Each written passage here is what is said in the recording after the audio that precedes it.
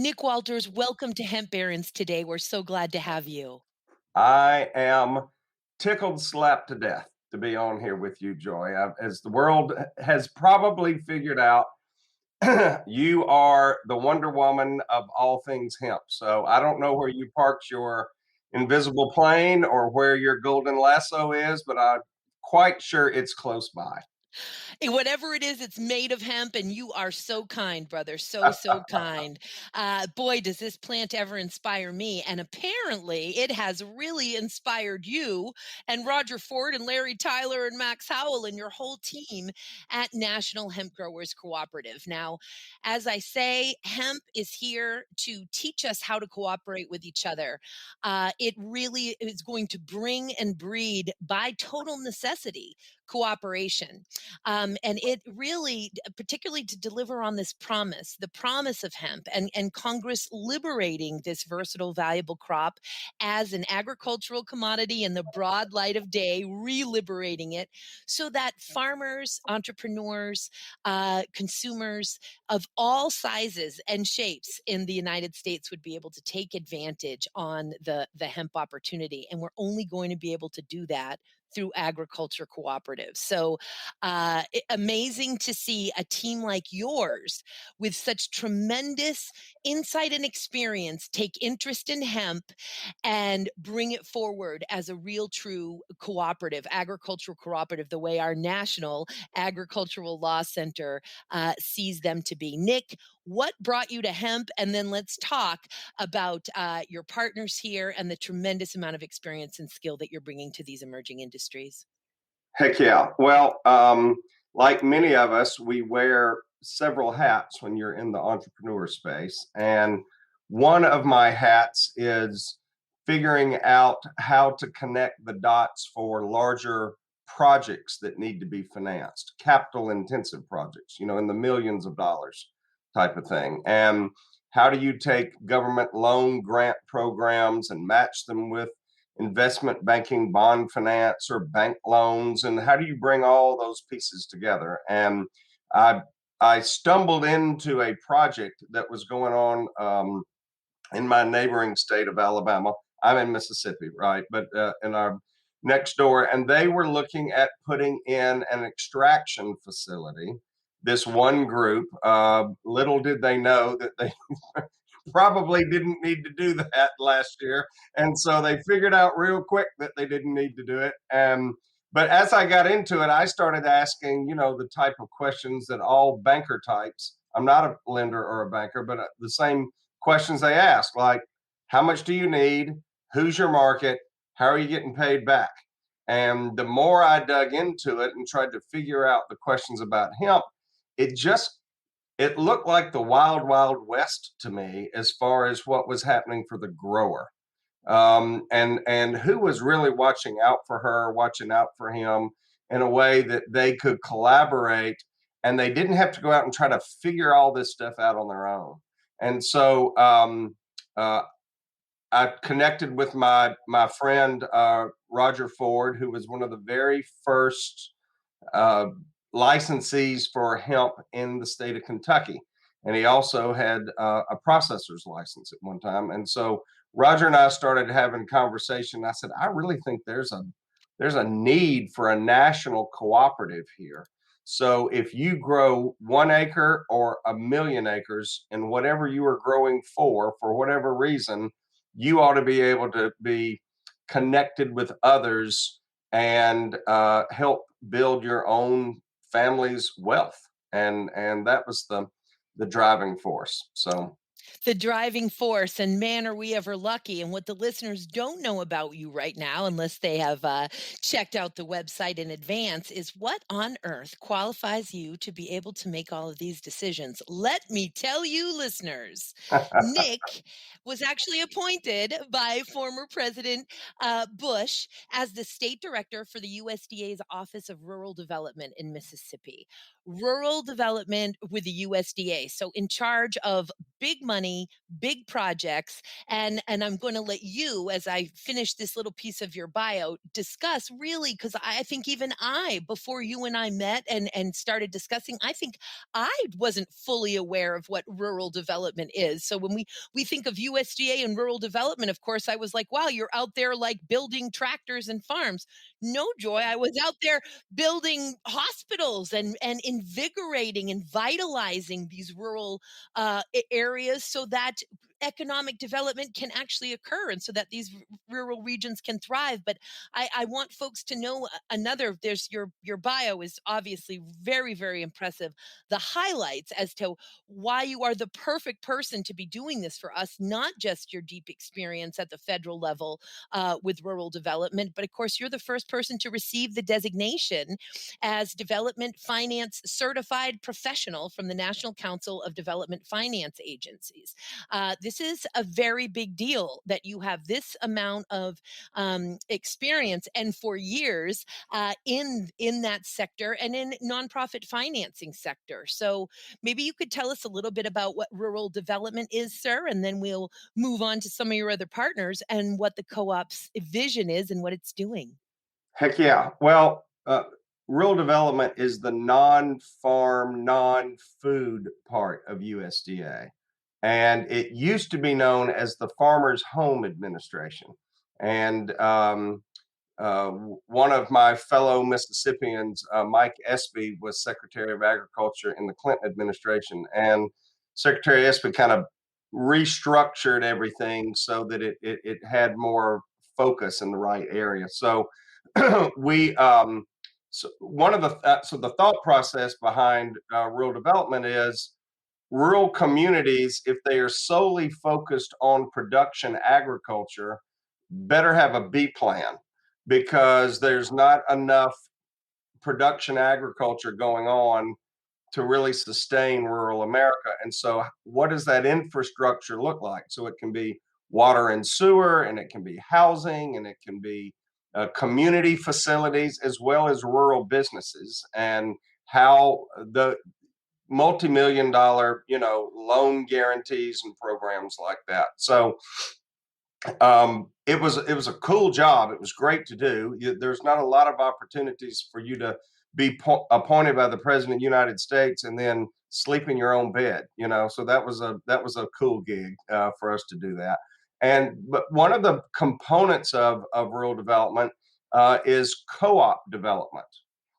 In addition to things like rural electrification and a myriad of other things that RD does, co-op development is a part of that. So I learned way more about co-op development, even what they were, how they operate, what they do, why they matter, in ways that I wasn't even aware that the Florida citrus growers or Ocean Spray cranberry juice or Land O'Lakes margarine. I mean, all of those are cooperatives, but also credit unions and purchasing cooperatives. Right. My brother-in-law owns an independent office supply company in Middle Tennessee, and he cannot go purchase paper clips at the same way that Staples can or that Office Depot can. And so he, along with all of his other fellow independent office supply store owners, uh, pool their resources together, and they're able to buy in bulk, and they're able to go purchase things at a lower cost. And so it's the same concept of what we are trying to do. I say trying to do. We're doing it. You're I want doing to it. right. I don't want to say we finna do it. We is doing it. Okay. And so we're the whole idea is how can we do the purchasing, right, of things like health insurance or retirement benefits or seed or fertilizer or tractors or anything that would go directly to that grower's bottom line. And then also, how can we be a single turn source for hemp, whether we are whatever that value added process would be that we would be doing with the hemp. And so um, we're not focused on any one particular market, and we can get into all of that as much. But of course, we're leading with renewable energy, specifically renewable natural gas. But we can get into all of that as well too. So Well, indeed, Roger Ford, another founder here or partner in National Hemp Co-op, although all members will be partners, right? And I do want to get into those the FAQs. And today I just presented at World Ag Expo and led folks right to those FAQs. This is what we're talking about with a hemp co-op, with an ag co-op in general, but we need it so desperately in hemp. And Roger Ford, of course, brings with him so much experience in the energy sector and biofuels. So just what tremendous asset there. And I just, in terms of the planetary healing aspects of hemp, which is of course what got me involved in hemp at the young age of 20 years old. Oh my God, in 1990, don't tell anyone. Energy and fuel is just so where it's at. And we can even get into, wood pellets and charcoal sure. beyond biodiesel gases, ethanol, this type of thing. But really just a tremendous team that you have there. Let's get into, and you're already doing education and sharing information in any sector is obviously key to cooperation and cooperatives. But as it relates to hemp, it is beyond key. It's critical, it's essential, and we have so much bad information out there. So, really delivering real data and information that real farmers can use practically, that's so important. You're already accomplishing that in spades. You've had a full day event already. You're doing these weekly webinars, just so impressive. And I know ideally, so sort of list of bullet points of things that your members as they come on board, may democratically decide for the co op to focus on. Of course, best practices in farming. Again, you're already doing that in spades. Seed purchase, as you mentioned, crop insurance, selling biomass, marketing crops, drying houses, lab testing, purchasing equipment, farm and project financing, legal representation, health, property, casualty insurance, and retirement benefits. All of these things that when you're large, when you're huge, when you're funded, it's no problem. You've got all the power. It's the little guys and gals and the family farms and the smaller farms that deserve to be able to participate in this opportunity and in every opportunity equally in that same way, really leveling the playing field. And that's what cooperation is so much about. Could we get into just going through some of your FAQs here and talk to us about how it is democratically driven? Who gets to make the decisions in a cooperative? Super great question. So the answer is, who gets to make the decisions is whatever everybody decides at the beginning, right? About how you put it together. And let me say this is most of the cooperative models that you will see, particularly as it relates to an ag-based value-added commercialization component, those of us down here in the deep south, right? Cotton, as an example, a cotton gin very, very often is a cooperative. And so the farmers that are growing that cotton draw a great big circle around where that gin is, and they think about how long does it take me to get my cotton to the gin and have it be ginned out, and so they then pool their resources and they pool their money, and they then go purchase that capital expense of the ginning equipment, right? And so they all own part of that, but then there is a contract to go sell that cotton somewhere. And I just use that as an example, but of course you can go through a myriad of different, it could be pistachio growers. I mean, it doesn't. Cotton's a great example when we're talking about hemp. Right, but I mean, but cotton is the probably the one that you would find more often, because unlike other ag-based products, or like chickens or tobacco or some things like that, many of those are actually contract grown out from a corporate entity that has contracted with you to raise X number of chickens by Y number of date and get them to the processing facility by whatever point in time. And I just insert myself for 1 minute. That's a scenario, and you correct me if I'm misspeaking here, please, Nick, but that's a scenario where essentially the corporation owns the crop. We're not talking livestock for this example, owns the crop from basically seed to the end, that the farmer is the corporation kind of owns it at that Oh point. no, no doubt, right? They've contracted with you just like I'd contract with you to build a house, or I'd contract with you to go build a website for me, or whatever. I mean, ultimately, I'm the guy writing the checks, and if I'm writing the checks, then I'm planning on owning and will own whatever is the output at the end of the day. And I'm disempowered. The farmer could be disempowered because that corporation has so much control over the crop that they're basically going to have to get what that corporation is willing to give them. Yes, it can be that way if the corporation is that stupid to not pay attention to their grower and don't treat their grower, in a fair and right way, then yeah, it could. The flip side to that is that the grower very often, let's just use chicken producers as an example. The chicken grower very likely may not be able to finance the infrastructure that they need to put in but for that contract. So if I'm just an independent chicken grower out there and I'm going to go grow my own chickens, and then I hope somebody's going to come up and buy my chickens at the end of the day, if I don't have some vertical market where I am, growing local, farm to table type of thing, then I dang well better have a B plan. So that model works fine in a lot of different places. Where it doesn't work well is with who we think is one of our target audiences, and those are smaller landowners, minority landowners who would like to get to do something with their land and want to make more out of it than, like, for example, what we would do here in the southeast, which is plant it full of pine trees and wait for 20 years, okay, for it to be able to for it to be cut down and taken to a lumber yard.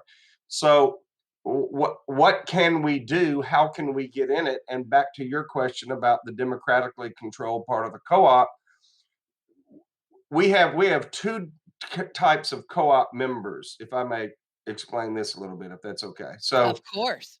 So there's two type of stockholders.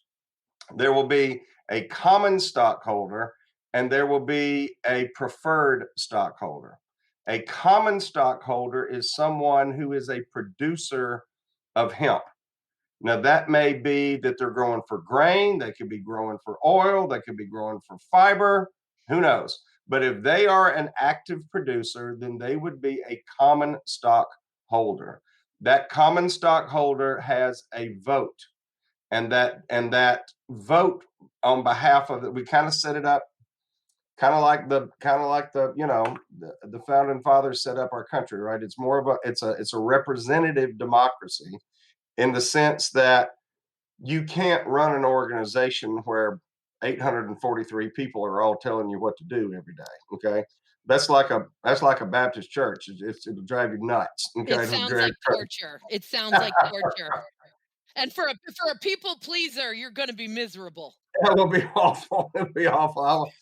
I'll have to hope there'll be somebody that will find some CBD product for male pattern baldness by that time, because I'll have all my hair pulled out. But so what will happen though is you will then be a part of a state or a regional organization. You will elect delegates that will then go to a national meeting. And at that national meeting, then there will be a board member selected from one of four parts of the country. So the country is going to be divided up into four component pieces. And then there will be three board members from each of those four sections, and that makes up a 12-member board. Every year, one person will roll off and somebody new will roll back on. And then from that 12-member board, there will be officers elected from that board will elect. And then those officers then will be the kind of the executive management committee of a day-to-day operation of that. So that's the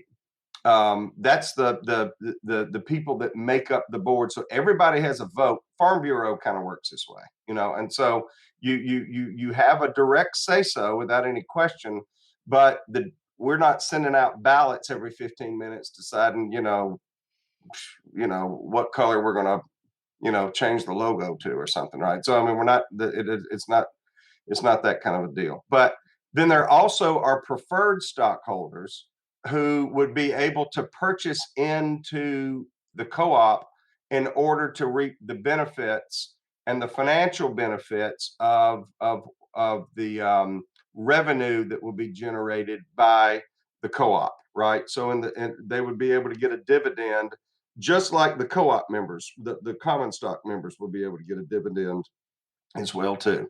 So our organization that you mentioned now, Roger Ford and Max Howell, my two partners, and I, we actually are an LLC.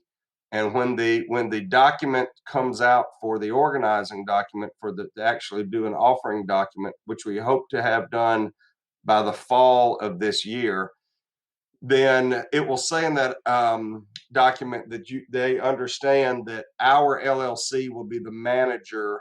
We will be the management arm under a contract to the co-op. Which is spelled out super clear right in your FAQs.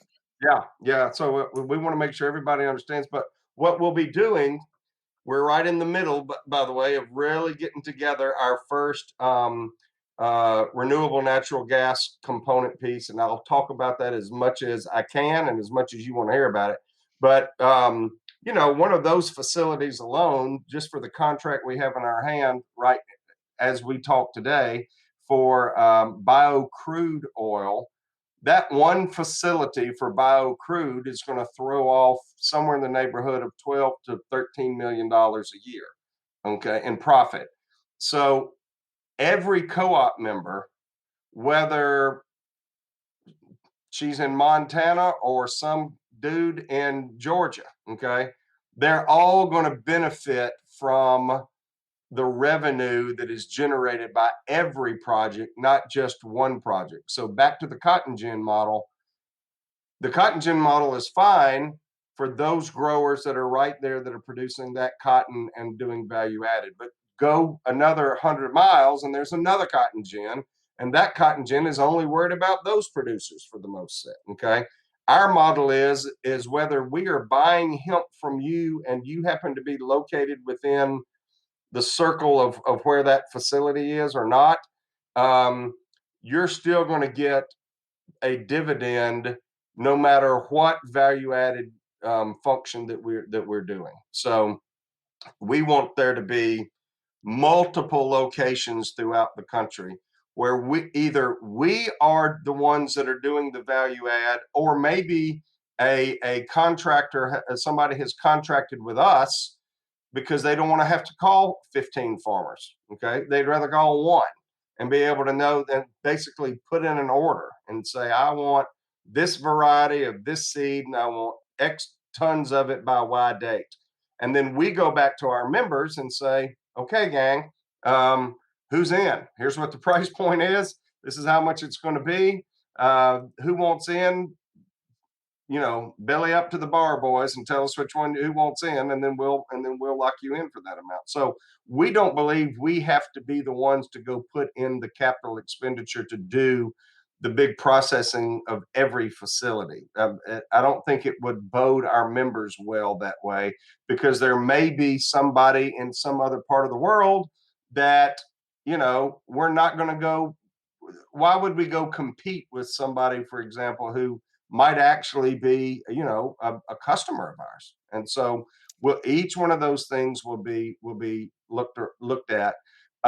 Back to your question, and I know I'm over answering the question, but No, no, no, please. back to the question then is, if you're a common stockholder and you own a common share, which means you've got a vote, we don't care whether you're growing 1 acre or 1,000 acres. So it's not like the big cats are going to be the only ones that are going to be making the shots and calling the decisions of what's going on. how much money is in your checking account, how much money you have in an IRA, if you've even got an IRA. Okay, it doesn't matter to the governance of the co-op. And so everybody will have a say so if you are a common stockholder to actually help direct which way and policy of the things that we're going to get involved in and the things that we're not going to get involved in. So to get the pump prime, though, Roger and Max and I don't have time, quite frankly, to go ask 15 people what they think. We got to get stuff moving and we got to get stuff going. And so the assets of our LLC at the time we create the co-op, all of those assets will go into the co-op model. And the co-op will be a nonprofit. It won't be a C3. I'm not exactly sure which one it's going to be. And we've got attorneys that are figuring all that out to make sure exactly which structure. There are some states, by the way, that have better co-op laws than other states. And so Yes. a lot of them in the Midwest, Minnesota and Wisconsin are much stronger than other places around the country just because it's just kind of like Wyoming and Delaware are good places to incorporate, right? Just because their state laws. Indeed. In fact, I won't even call it a shameless plug because he's too wonderful like you. And that is, my mentor. Now I'll date us both. Over 25 years, Michael Drogue, who is just an incredible attorney, who I've worked with through two firms, is still my mentor today, and a part of my life on a really tremendous level.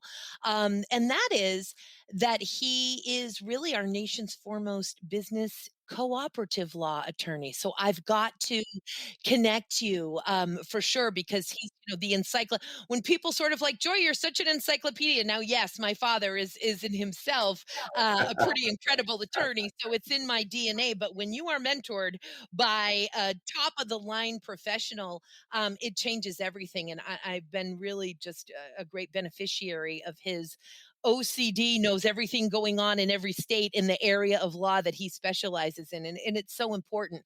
Let me ask you, as you dot I's and cross all of the T's, forming Yeah, the management company. Let's do an example from a layman's perspective here, and sure. the little foundation, as you're well aware of this, but for our listeners and who have not heard it before, we're going to see processing ideally within 50 to 100 square miles radius of the hemp biomass feedstock, and so those first movers to bring those processing in, whether it's to process the longest, strongest stock in the world, whether it's to process that beautiful nutrient dense seed, the grain, and goodness knows, please, we're completely saturated with botanical extraction. So just do not pass go, do not collect $2,000. The country is up to its eyeballs in botanical extraction infrastructure. But in any event, um, and it's not going to be so economically viable for a grain farmer in Washington to do business with direct agricultural commodity business with a grain processor in Mississippi. Having said that, they may be a common stockholder, your member in Washington. So it sounds like farmers can have two opportunities here, depending on what the needs are for everyone involved. And that is, I can either directly sell crops and be a common stock owner and get my dividends, or I get dividends on any project because I'm a common stockholder. Have I misspoken there? You have not. So there will be some. We hope that every common stockholder will have the opportunity for what I'm calling a double dip.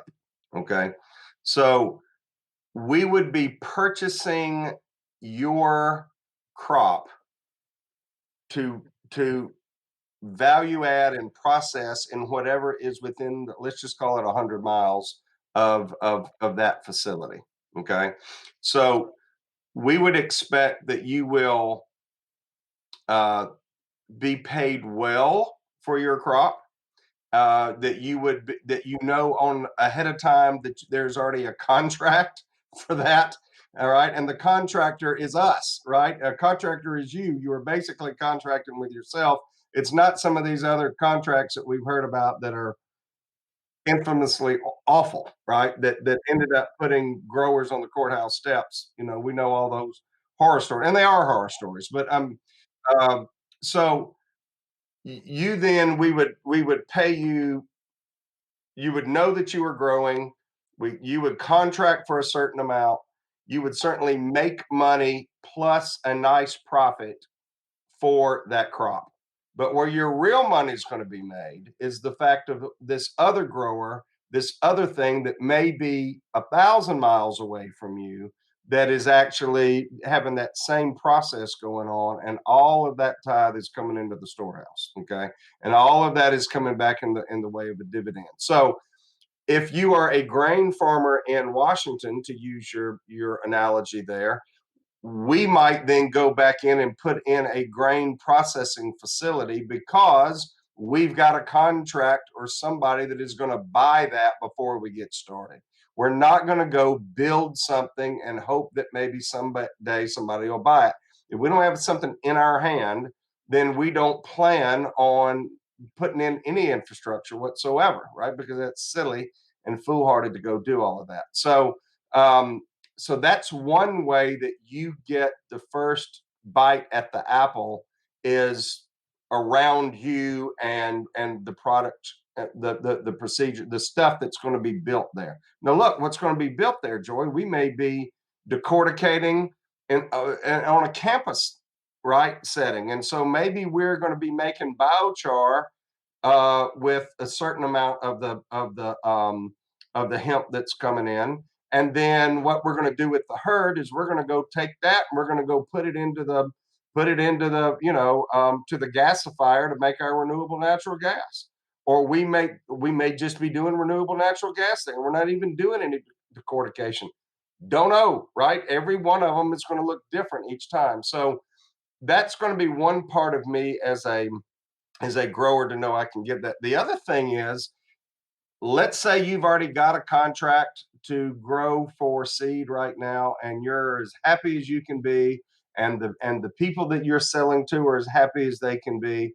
We don't have any reason to have to come in there and create some a competitor to who you're currently selling to. You may see the value out of not only what your dividend is going to be from these other facilities. You may see the value in doing the life insurance program, or doing the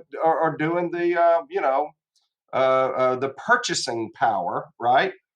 Costco and Sam's are able to buy toilet paper a heck of a lot cheaper than most of us, right? Because they buy in bulk. So And insurance services and any of the other many services that Costco is involved in.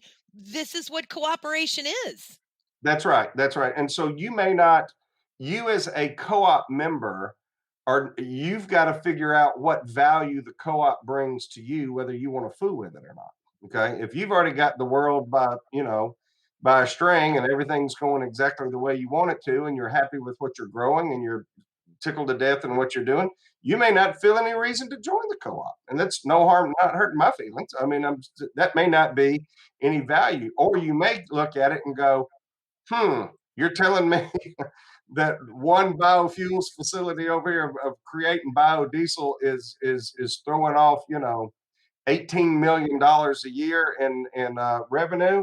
Yeah, I'd like to get me a little piece of that. I mean, that'd be something I'd like to know I'm getting a part of. So you may very well want to participate in it. So it would be the purchasing part, as well as where am I selling my crop to, and how am I selling it, and for whom am I doing it. So the idea behind any co-op, right, is you do together what you could do alone. And if you don't want to do it alone, then do it with other people who are trying to move in that same direction. Attention Cannabis Podcast listeners. You can now listen to your favorite cannabis podcast ad-free with the MJ Bulls mobile app. Just download the free MJ Bulls mobile app to your smartphone to start enjoying cannabis podcasts with no commercials. Go to Apple Apps or Google Play to get the MJ Bulls Cannabis Podcast app today.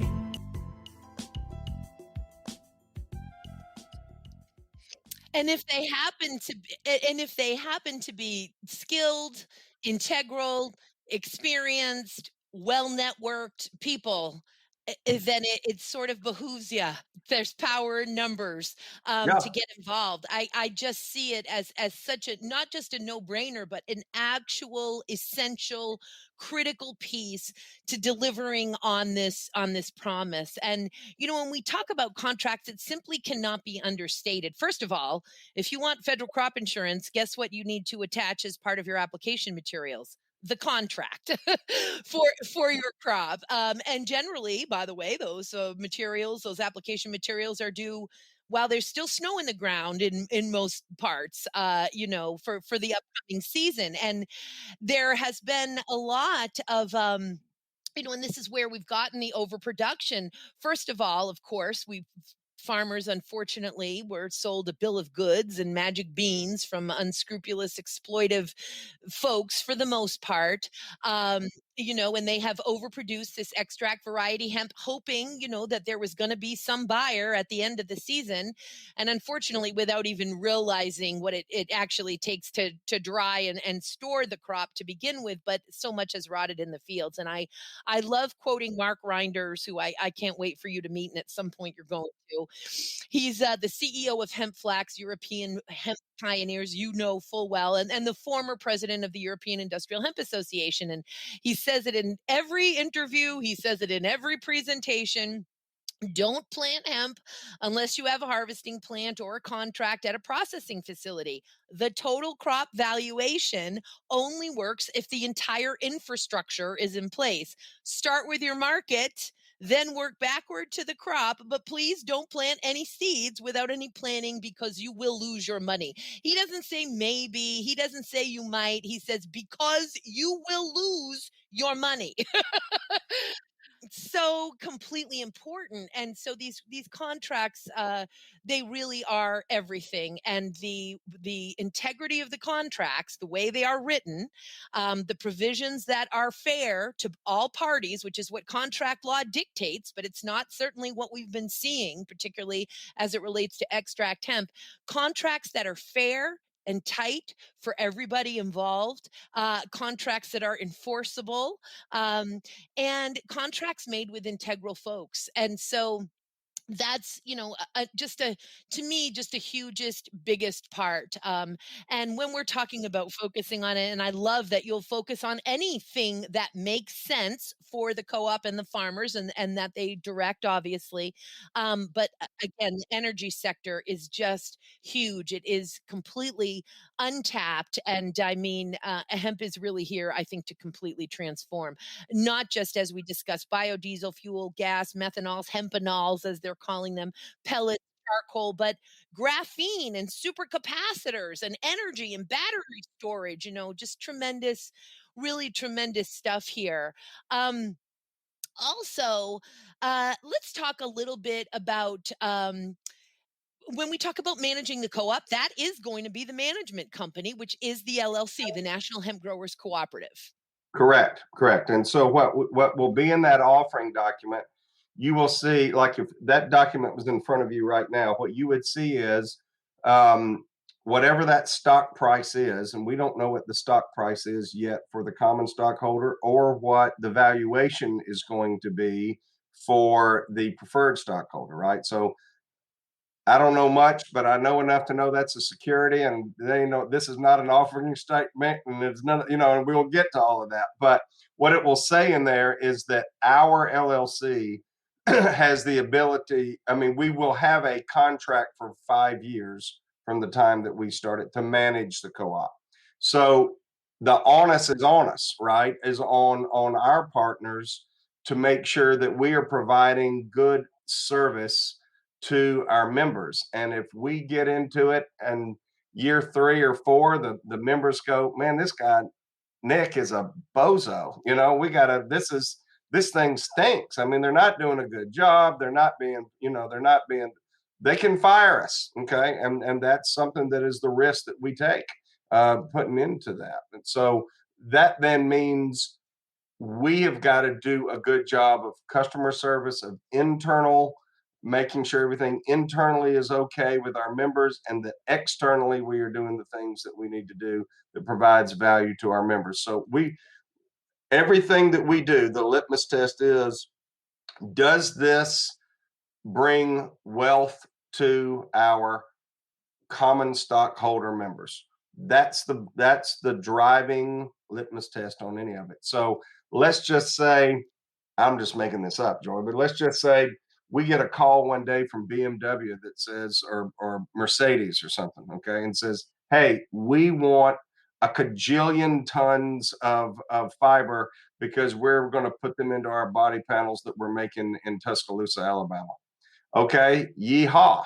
Well, we're going to go back and do the math on that. And while that sounds great, and while we would love to do it, we may figure out, look, we're not going to make any money off of this. Our growers aren't going to make any money. I mean, there's the transportation costs are eating us up, or the value add of how they need it produced to them, or we're going to have to sink, even if it is Mercedes, we're going to have to sink $43 million into a processing facility. And I don't know, but all of that would be a due diligence thing that then would be brought back to that executive committee and say, okay, ladies and gents, here's what we've got, and here's what we're looking at doing. And board of directors, do we pursue or do we not pursue?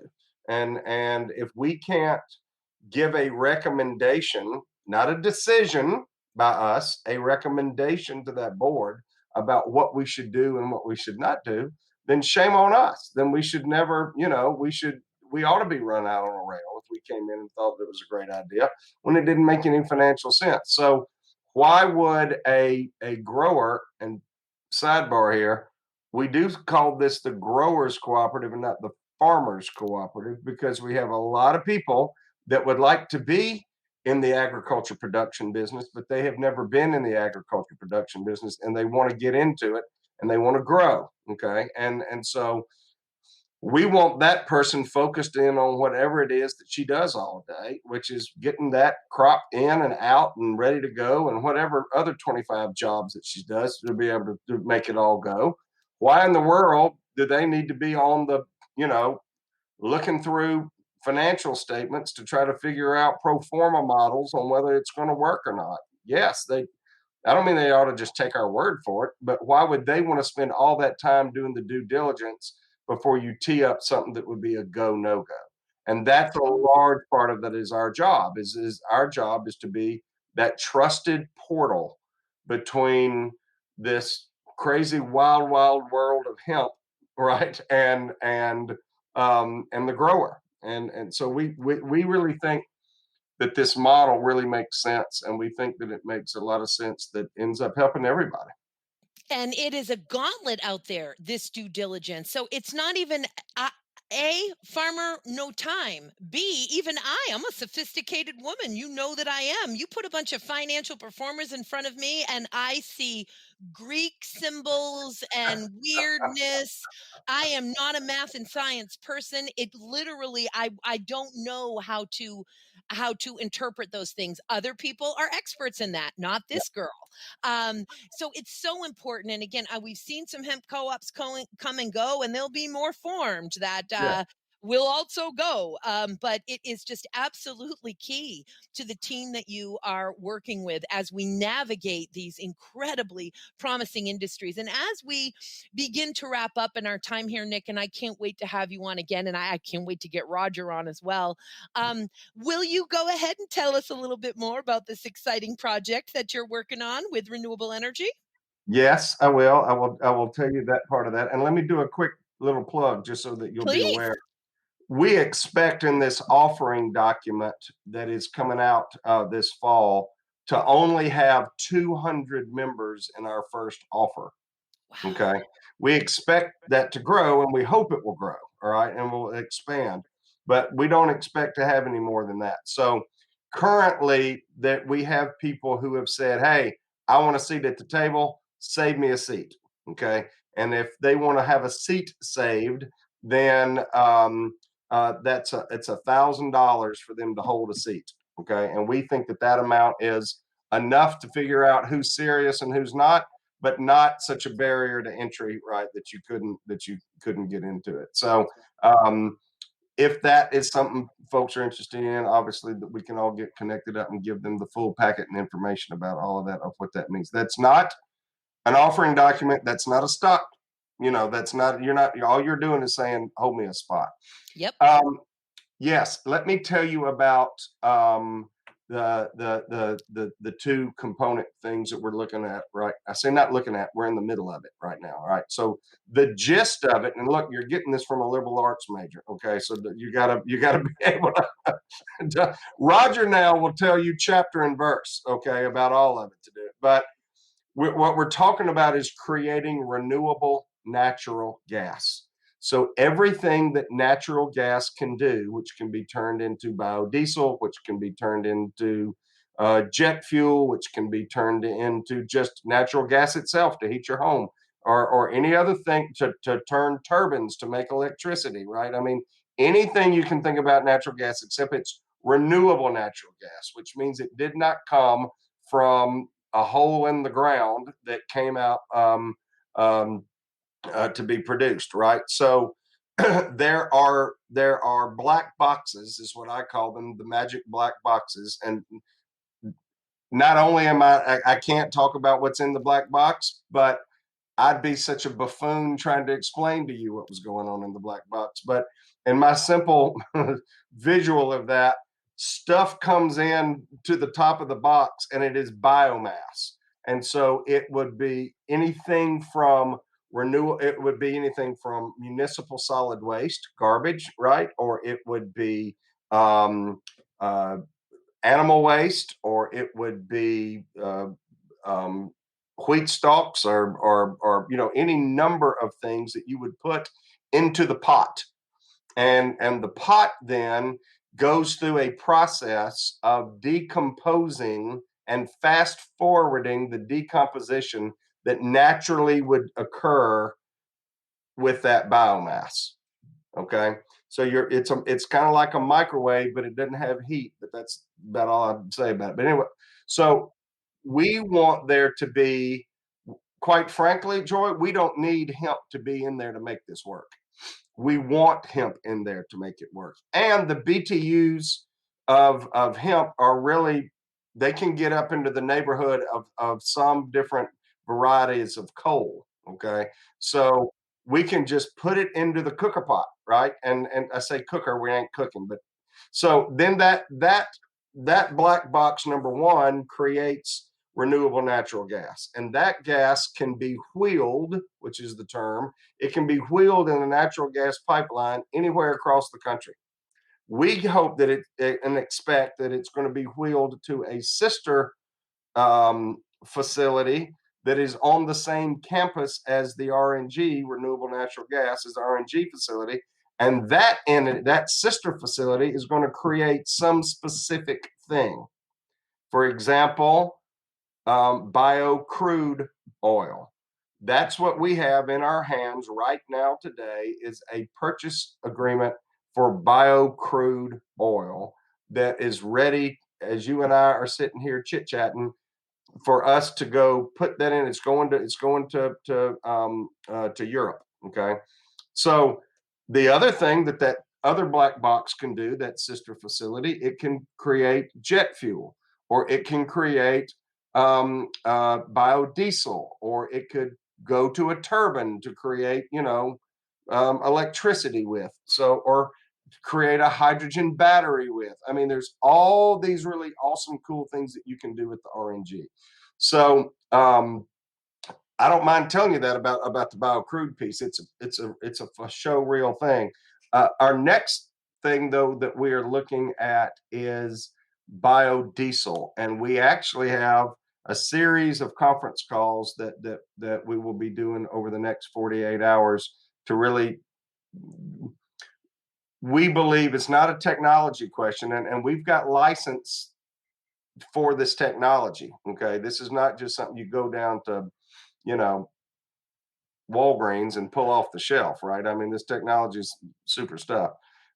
We've got licenses to this technology that others do not have, things that are already in production in Europe right now. Okay, so this is not an R&D. This is not anything trying to. This stuff works. So um, we hope to have all of that announced no later than the next 60 days. And what that announces doesn't mean that we're just doing a project. That means there's somebody ready to buy what we're going to produce. Because remember, we ain't building nothing on a maybe and a what do you reckon? Okay, we're building things that are, I've got a contract in my hand, just like Delta Airlines did a year ago for renewable jet fuel that is being done up in your neck of the woods. There are 3 or 4 airports up there. Seattle's one, and Portland, and I think maybe, I don't know, maybe Spokane. I don't know. Yeah, that have contracted with a renewable jet fuel company to produce renewable jet fuel. And nobody knows exactly what that amount is, but we think it's in the billions with a B and the double digit billions of a B of what that contract is. So guess what, Joy? You don't have to be a finance expert. You could finance a contract with Delta Airlines, right? And you could go out and say, who wants to help me build this? So we read the Little Red Hen about 4 times a week just to make sure that we all remember what that's like to say, who wants to help me bake the bread? I know we're bumping up at our time. I'm sorry, but we get excited about it. And that's why the person who's got 50 acres somewhere in the middle of nowhere who might say, well, I can't even get my hemp to, somewhere to produce it. Now he's got an opportunity to have a market for that, because for the biofuel piece, that stuff, we grow it like hay and cut it and bale it up, and it can sit over there and it could, be under a shed for 1.5 to 2 years before we ever touch it and still have value to it. And you're still getting part of the dividend no matter where those facilities are across the country. So we think it's kind of groovy. I mean, exciting is the understatement here. We are really talking about delivering here, and we're talking about transforming the planet on so many levels. Hemp is right on time here, as all of these various energy consumers and gas consumers, etc., are getting to a place where they don't have any choice anymore, but to do something that is more protective and harmonious with the planet's needs. And under our new administration here, I think we're going to start getting real strict on carbon emissions. Hopefully we will, because Europe can't do it all by its darn self. We were all breathing the same air and drinking the same water here, people. I tell you, Joy, you talk about this administration, though. We've all laughed about it, that we're all going to be Democrats during the day and we're going to be Republicans at night. So as long as as long as they, I think this administration will take this very, very seriously, and I think that we'll start to see things like the California fuel standards and things like that expected around. And the smart money is already betting on renewables. And when you've got people like, Larry Fink at BlackRock and others that are saying, his letter to CEOs, it came out a couple of weeks ago. He's saying to CEOs, you better be thinking about sustainability and you better start investing in it, because that's where it's going to be. So anyway, I'll be quiet. I know you want to stop. No, it's wonderful. Oh my God, we could go all day. It is the most exciting thing, Nick and the whole team at National Hemp Growers Cooperative. I can't wait to work with you more. I'm so excited for the farmers, so excited for the entrepreneurs, for the energy that you folks are putting into this. Nick, I think it's just going to be amazing. You already are. Thank you for doing. Hemp needs you so bad, and I cannot wait to have you back on the show, brother. Joy, I can't thank you enough for allowing us to be on, and your enthusiasm for what we're doing. Your confirmation that we are headed down the right path means a great deal to us. And thank you very much for having us here. And hopefully we will learn about other ways that we can continue to help the industry and other ways that we can specifically help growers. Thank you. Can't wait for it. Thank you back. We'll see you again soon, Nick.